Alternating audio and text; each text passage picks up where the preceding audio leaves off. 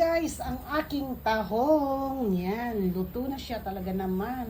Umaaso-aso talaga siya. Napakalinamnan talaga. Sabaw pa lang talaga ay mapapakain ka na ng marami. Magkakaroon na naman tayo ng unlimited. Ayan. Tingnan nyo guys, talaga yan. Tingnan nyo. Yan, maliliit po siya. Talagang malinamnam po yan guys. Mas gusto ko po yung ganyang size kaysa dun sa malalaki. So, salamat po. Like and share lang. Thank you so much guys.